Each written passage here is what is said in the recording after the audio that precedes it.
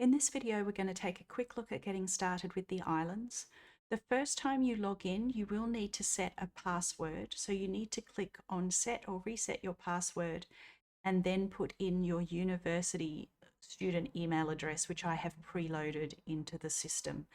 Once you click reset password, it will send a link to your university account, which is what you should put in here. And then you click the link, it'll take you back to the islands to set a password. You only have to do this once the first time you log in.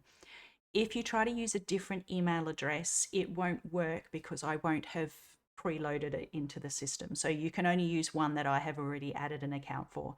If you use your student email address and a password email does not show up in your account within, say, 5 to 10 minutes, although usually it's much quicker, send me an email because it might mean that somehow I left you off the list or you joined the class late. Once you've logged in, you should be able to see the 3 islands, Ironbark, Providence, and Bonsante, if I'm saying that correctly. Each island has its own particular climate and weather, and there may be cultural differences, but I don't know because I haven't investigated it. I would think the first place that you want to have a look at is in this middle island of Providence, there is a visitor centre. So if I click through to the visitor centre, we have some guides about getting started with the islands. So this gives you a much more detailed background of how the islands works. There's a whole lot of videos here for getting started, and then some hints on how to use the islands. So definitely have a read through this. We can also see that there is some news about when the things that have been recently added to the islands, and a lot of these I'm not familiar with because I haven't used it for a little while. So have a look through that as well. So let's get in and have a look at how we can talk to people and get information from them for our research studies. If I go into a town, I'm going to deliberately go into a large town. So this is over 3,000 people. Oh, it's cold today. And we can see that we have all the houses in the town and we also have the municipal buildings. Now, the reason I chose a large town is because this will have a university and a hospital, whereas the smaller towns will just have a clinic and a town hall and some of the smaller buildings. So you can explore which towns have got which buildings. So in a university, we can find students studying different subjects, and we can see the staff as well. Similarly, if you click through to a school, you'll see the students and the teachers. If I go to the bureau, we can see employment records. So if we wanted to do a study on office workers or farmers or some other group of people, this is how we could find them through a particular job description. And we also have some basic demography for the town. And the last building I wanted to go to was, the hall, it's right here, because we have our records of birth, deaths, and marriages and immigration, which might be useful to you. Maybe you want to use this other information, I don't know, but it's there if you want it. So if we click into a house, we can see who lives in it. This looks like a family. They're always ordered from oldest to youngest. So we have a couple in their 40s and then 3 teenage children. If we click on Aaron, we can't do anything with Aaron until we get consent. So I'm going to click on this, and he has consented to be in my study, but sometimes they will refuse. Up the top here, we can see that there's some recent tasks. Now, this means that I have done them before, but you won't see these because you won't have done any tasks yet. So this is personal to you, and in a second, I'll show you how to set up a questionnaire and a survey. You should, however, be able to see everything else on this list. The survey won't show up until we've set it up, so we'll do that in a second. So we can see some documents. We can see some of the measures that we can take. There's a bunch of blood tests that we could do, and so on, and mental tasks, exercise tasks, that sort of thing. There are a bunch of things we can give to people before they do another task. So if you wanted to have an experiment, you could give them something to drink or a tablet or drug to take. There are sort of environmental interventions that you can ask people to do. And these are probably based on real research studies. A lot of this is based on real research. I don't know about the imagining a professor for 5 minutes, but some of these other ones, like sitting with a pet, might be used in a study on anxiety. Doubtful the crocodile is. That might be a made up one, but you could have a look through these. We also have some other interventions here.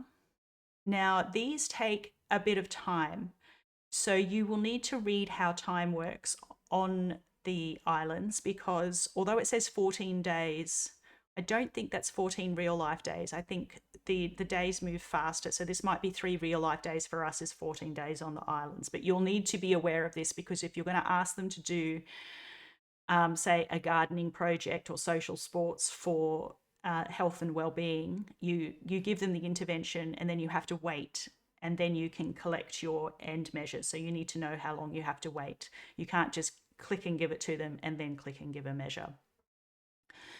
So the time is up here. So the dates do move faster than real dates. I think you can get through a whole year in 3 months, but definitely double check that on the visitor centre.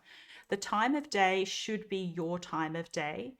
During the day, people are usually pretty happy to be in your study, but if you are working late at night, at midnight, people might be a bit grumpy and not consent to be in your study. So you might get a higher refusal rate at midnight.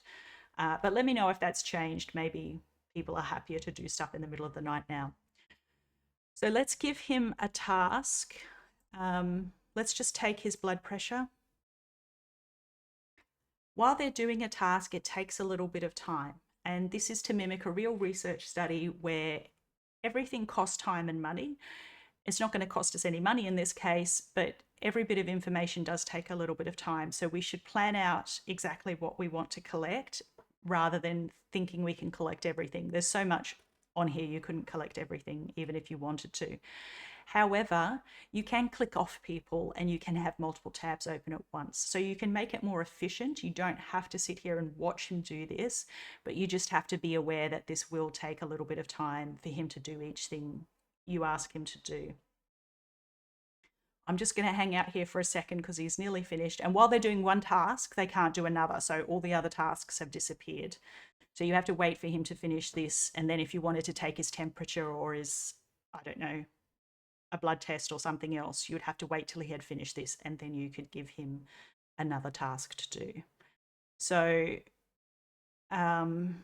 that's his blood pressure. I think that's in the normal range. That maybe that's a teeny tiny bit high, but that's probably okay. If you were recording this, just as a note about recording data, you would need 2 columns. So we would record the diastolic and systolic blood pressure separately. You're not going to handle a ratio very well as one variable. We also have a chat function. Hi, how are you today? Oh, why are you sad today? Okay, I'm not helping. How many hours of television do you watch each day? Now, I don't know if he can answer this. I'm going to say that's not a real answer. You might want to try this out on a couple of different people.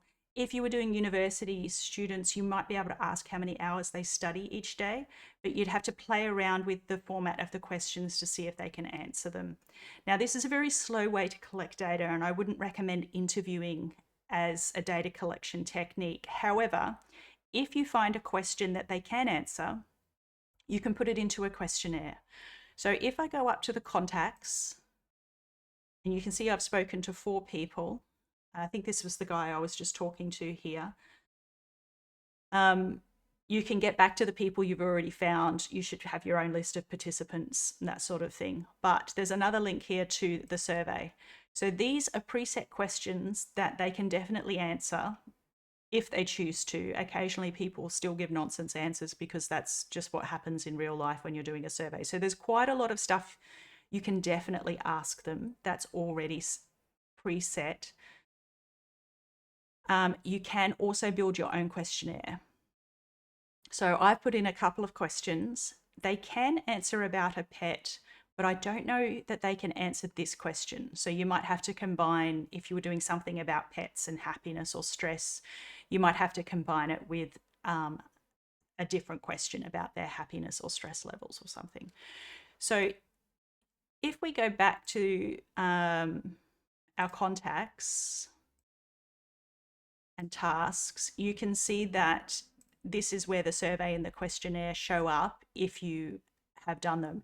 Now he has got a pet because it's showing up here. So actually you can see if people have a pet on the home screen, but let's get him to do our questionnaire and we'll see if he can answer whether or not a pet can make him happy. Now, I think the longer the questionnaire, the longer this will take, but you could experiment with that to see if that's true. So yes, he does have a pet. People don't usually ask me about pet make you happy.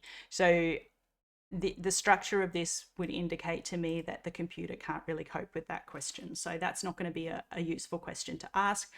But I could measure his cortisol, or I could ask him about his mood on the survey. There's a bunch of other things I could do, or I could play around with this question until I get one that he can answer. We can also see a bunch of history about him just on his homepage. So you could get some information from people before they actually do a task.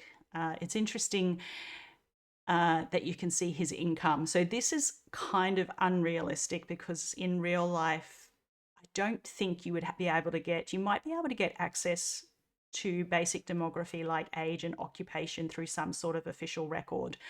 I doubt whether anyone would give you permission to look at their income, but for the sake of this task, you can take this as official information that you've got ethics approval to access in some way. So have a play around on the island, see what you can do. There are also some climate stations, but I don't know that they're going to be relevant for us, but you could have a look. And the last thing I'll just show you is the Academy. So if you want a few ideas to get started, we have a few student projects from other universities, and that might give you some ideas about some of the things that you could do.